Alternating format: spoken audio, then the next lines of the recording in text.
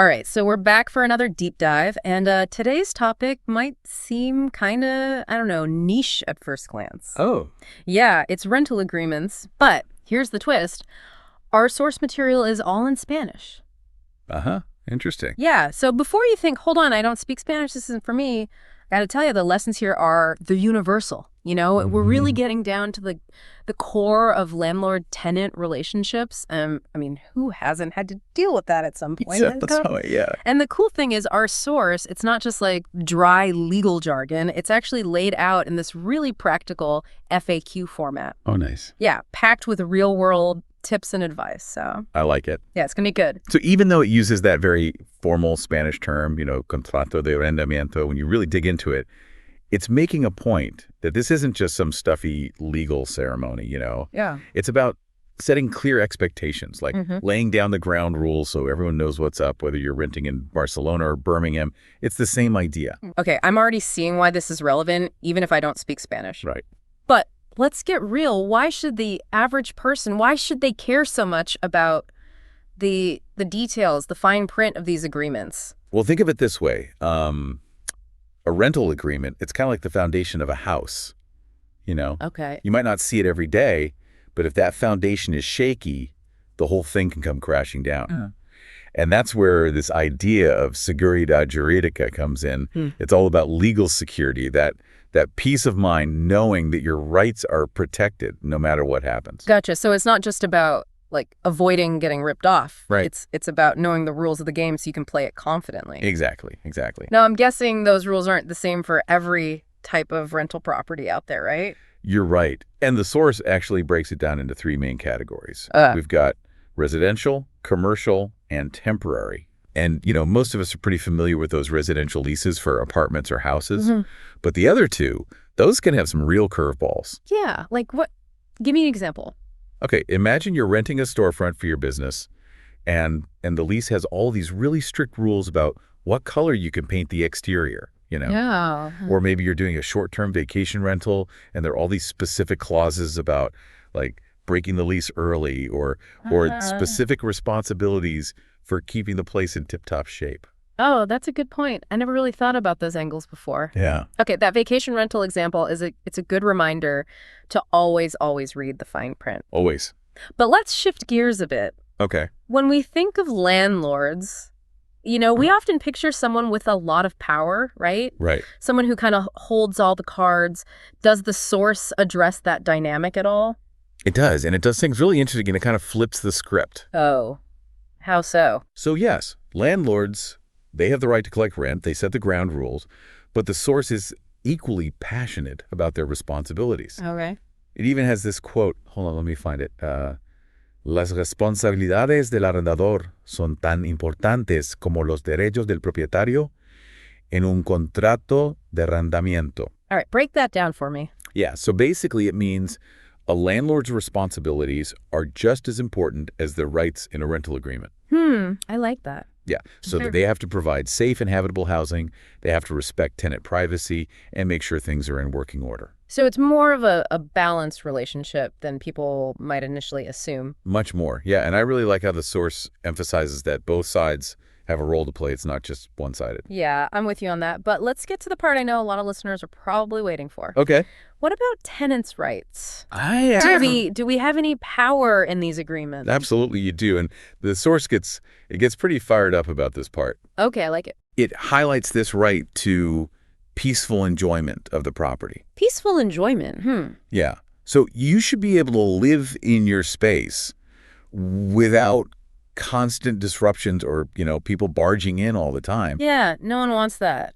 And it makes it clear that landlords, they can't just, waltz in whenever they feel like it. They have to give proper notice. They have to have a legitimate reason. That's reassuring to know. Right. It feels, I don't know, it feels empowering to have those rights clearly spelled out like that. I agree. But of course, with rights come responsibilities, right? Of course. Always two sides to the coin. What are some of the key things tenants need to be aware of, according to the source? Well, paying rent on time, that's the big one, obviously. Yeah, that's a given. But the source also digs into some of the less obvious stuff, like, you might assume you can just repaint your apartment or make changes, but the lease might actually have some limitations on that.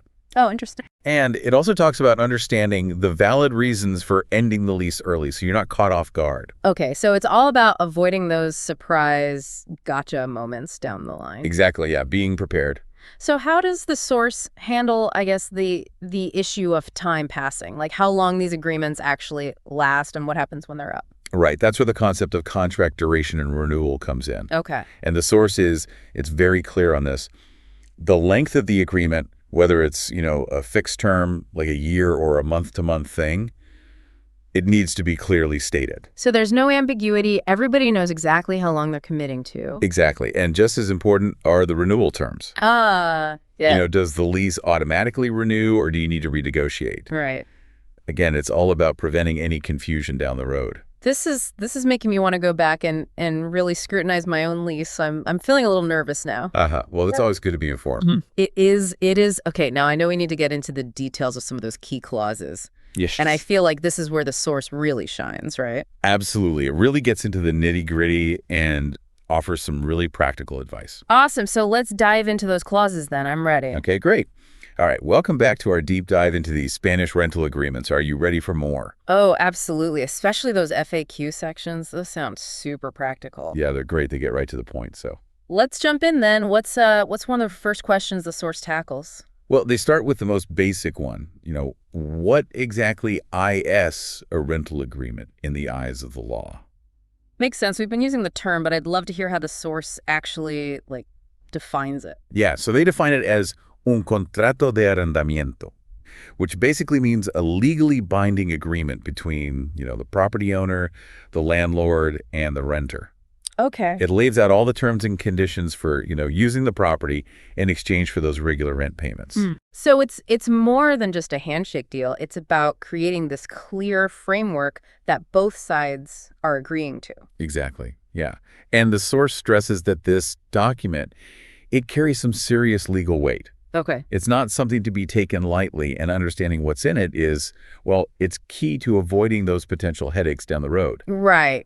Okay, so we know it's important, but why should the average person, why should they care so much about the legal details? What's the real world impact, That's where this idea of seguridad jurídica comes in. It's all about legal security. Okay. The source argues that a well-written agreement, it's not just about, preventing problems. It's about creating a sense of stability, trust in the relationship. So it's like having a safety net, knowing that if something goes wrong, Exactly. there's a clear set of rules in place. Exactly. And it's not just about protection. It's about creating a more positive, transparent rental experience for both sides. Gotcha. Okay. Now, I know the source mentions different types of rental agreements, right? Can you break those down for us? Sure. They highlight three main categories. So we've got residential, commercial, and temporary. Okay. And, most of us are probably familiar with those residential leases for apartments or houses. Right. But the other two have some interesting quirks that are worth knowing about. Yeah, absolutely. Okay, let's start with the residential leases then. What are some of the key things that make them unique? Well, residential leases, they tend to have, specific legal protections in place for both landlords and tenants. Okay. It's recognizing the unique nature of someone's home. Right. Not just a business transaction, it's people's lives. Exactly. It's where they live. What about commercial leases then? How are those different? Commercial leases, they're more tailored to the needs of businesses. Okay. They're often way more complex. I bet. And they might cover things like operating hours or signage restrictions, even the type of business you're allowed to run. Oh, wow. Okay. Yeah, it gets very specific. So they're really designed to address the specific challenges of running a business in that space. Exactly. Okay. And then temporary leases, right? Those are for vacation rentals and stuff. Yeah, vacation rentals, student housing, those types of things. Okay. Those tend to be more flexible, but they also might have those unique rules about early termination or specific responsibilities for both sides, It's like choosing the right tool for the job, right? Exactly. You wouldn't use a hammer to screw in a light bulb. Exactly. Good analogy. Okay, let's shift gears a bit. Let's talk about the roles and responsibilities of landlords and tenants. Right. Sounds good. This is where the source, it really emphasizes that balance, right? Yeah, it's a big theme throughout the whole thing. Okay, so it's not about one side having all the power. It's about understanding the rights and obligations of both landlords and tenants. Absolutely. That's the key takeaway. All right, let's start with landlords then. What are some of their key responsibilities according to the source? Well, the most obvious one, of course, is receiving those rent payments on time, right? Right. Of course. That's the financial foundation of the whole agreement. But it goes beyond that. I'm guessing it does. So what else does the source highlight? Well, it's very clear that landlords, they also have a legal obligation to make sure the property is habitable. Habitable. So that means addressing any necessary repairs, making sure that basic utilities are working, and maintaining a safe and clean environment. So it's not just about collecting the rent. It's about providing a decent living space. Exactly, yeah. Yeah. And just as important is this concept of respecting tenant privacy. Okay. The source is very clear that landlords can't just enter the property whenever they want. Right. They have to give proper notice. They need a valid reason. That makes sense. Okay, so landlords have their duties. What about us, the tenants? What rights do we have and what are our responsibilities in return? Well, one of the key tenant rights highlighted in the source is this right to peaceful enjoyment of the property. Peaceful enjoyment. What does that mean exactly? It means you should be able to live in your space, in peace and quiet, without those undue disturbances or intrusions. Hold on. Does that mean even like a minor noise complaint could be a valid reason for a landlord to enter the property? That seems, I don't know, a little bit of a gray area. Yeah, you're right to point that out. The source acknowledges there can be some nuance to this, and it's important to, look at the specific circumstances and local regulations. So it's not a like blanket rule. It depends on the situation. Exactly, yeah. Context is everything. Okay, good to know. What other tenant rights are important? Another one they emphasize is the right to a safe and habitable dwelling. Right. So that means the property should be free from major safety hazards and, meet those basic living standards. So things like working plumbing, heating, a secure structure, that kind of stuff.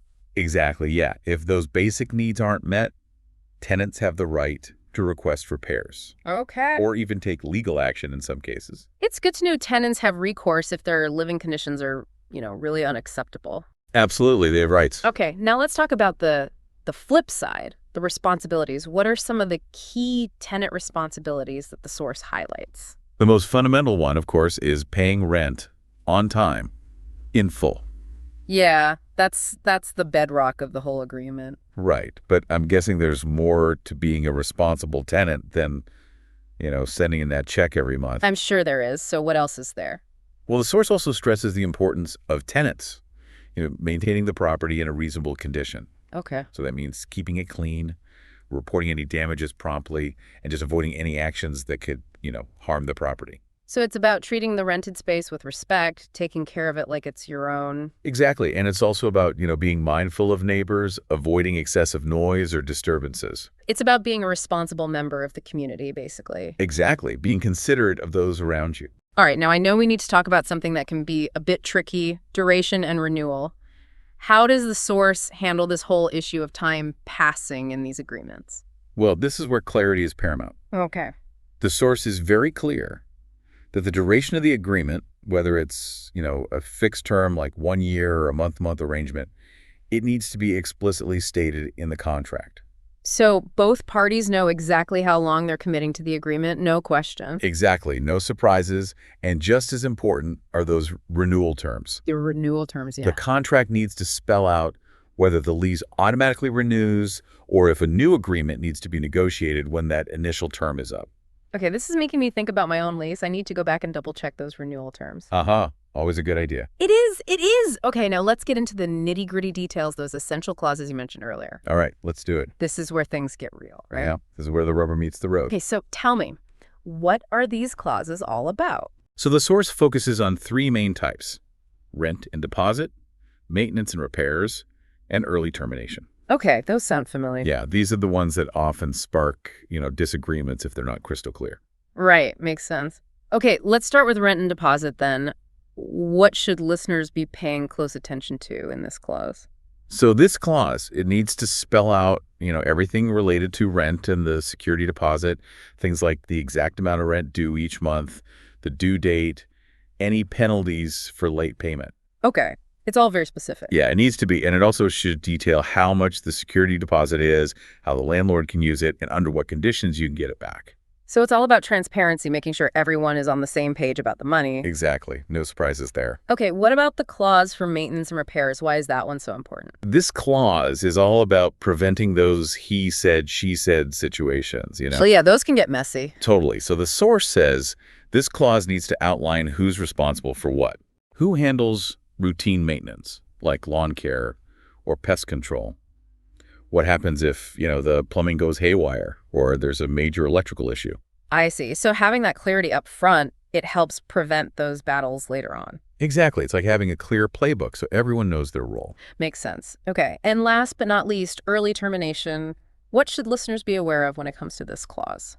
So this clause, it's all about having a clear exit strategy, right? Okay. In the case circumstances change. So the source says this clause should outline, under what conditions either the landlord or the tenant can break the lease before it's officially over. So it's about having options, having a plan in case life throws a curveball. Exactly. Yeah, you got to be prepared. Okay, this is great. We've covered so much ground, but I feel like we've only just scratched the surface. I know, right? There's so much more to explore. All right, so we're back for the final part of our deep dive into these Spanish rental agreements. And, we've talked a lot about the theory, the rules, all that. Yeah. But now I'm kind of itching to see how all this plays out in real life, I hear, yeah. That's where the aha moments happen. Exactly. And luckily our source, it's got some great examples that really illustrate why understanding these agreements is so crucial. Okay, awesome. So hit me with one. What's a real world scenario from the source that really stood out to you? Okay, one that comes to mind is about this tenant who kind of skimmed over the maintenance and repairs clause. Mm-hmm. They just assumed the landlord was, responsible for everything. Yeah. But buried in the contract was this line saying the tenant had to handle, like, the minor repairs, leaky faucets, busted light bulbs, that sort of thing. Ouch, that sounds like a recipe for disaster. Yeah, and that's exactly what happened. A bunch of those little issues popped up, and the tenant ended up with this huge repair bill they weren't expecting. Yeah, if they just read the agreement carefully, they could have saved themselves a lot of trouble. Exactly, a classic case of read the fine print, yeah, but with real consequences. Absolutely. Did the source have any examples from the landlord side? Oh, yeah, there was a good one about a landlord who tried to, pull a fast one and raise the rent mid-lease. Oh, no. Yeah, without any justification or proper notice. I bet that didn't go over well with the tenant. Nope, not at all. The tenant knew their rights under Spanish law. Yeah. And they challenged that increase, even cited specific regulations. Wow. And guess what? They won. That's amazing. It shows that knowledge really is power, especially in these situations. Absolutely. Knowing your rights is key. Were there any examples that really emphasized the importance of documentation? Oh, for sure. There was one about this persistent plumbing issue, it just wouldn't go away. Oh, I hate those. Yeah, and the tenant, they were smart. They documented every interaction with the landlord about the problem, kept records of calls, emails, even took photos. Oh, smart move. Yeah. So when the dispute escalated, all that documentation, it was key to proving that the landlord hadn't held up their end of the bargain. So it's not just about knowing your rights. It's about being able to, prove things happen a certain way. Exactly. Yeah, that paper trail can be a lifesaver. It really can. Wow, these real-world examples really drive home the point that, these agreements, they're not just abstract legal documents. Right. They impact people's lives in a very real way.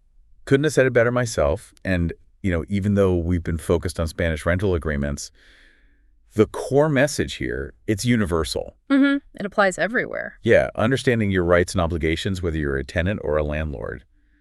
That's crucial no matter where you live. It's about taking control of your rental destiny, I love that. Rental destiny. That's perfect. Not being caught off guard, being prepared. Being prepared, exactly.